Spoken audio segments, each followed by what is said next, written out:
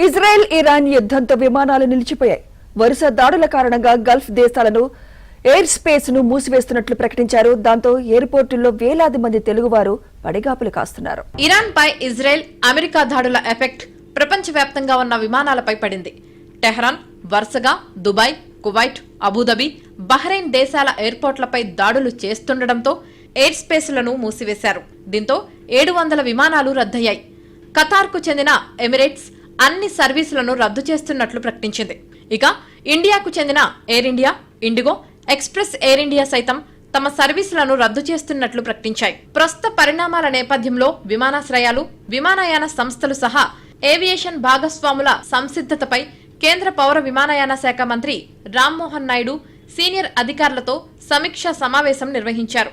America నుంచి ఇండియాకు బయలుదేరిన సుమారు 100 మందికి పైగా తెలుగు వాళ్లు అబుదాబి విమానాశ్రయంలో చిక్కుకుపోయారు. అమెరికా నుంచి బయలుదేరిన ఇతిహాద్ విమానం మార్గం మధ్యలో అబుదాబి విమానాశ్రయంలో ఆగింది. ఇరాన్ వైమానిక దాడుల కారణంగా అబుదాబిలోనే ఆగిపోయింది. గల్ఫ్ దేశాల్లో ఉన్న భారతీయ పౌరులు జాగ్రత్తగా ఉండాలని ఆయా దేశాల్లోని భారత ఎంబసీలు సూచించాయి. ఎప్పటికప్పుడు స్థానిక మీడియా ఛానల్ను వాచ్ చేయాలంటూ సూచిస్తున్నారు. ప్రవాస భారతీయుల కోసం ఎంబసీలో టోల్ ఫ్రీ నెంబర్లను అందుబాటులో ఉంచామని విదేశాంగ శాఖ తెలిపింది. భారత బ్యాడ్మింటన్ స్టార్ పివి సింధు దుబాయ్లో చిక్కుకున్నారు. తాము ఉన్న ప్రాంతానికి అతి సమీపంలోనే పేలుడు జరిగిందని, ప్రాణభయంతో అక్కడి నుంచి పరుగులు తీశామన్నారు.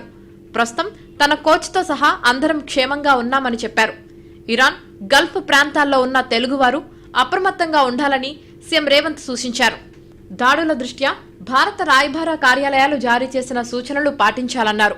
అత్యవసర పరిస్థితి ఎదురైతే తప్ప తెలుగువారు బయటకు రావద్దని సీఎం రేవంత్ హెచ్చరించారు.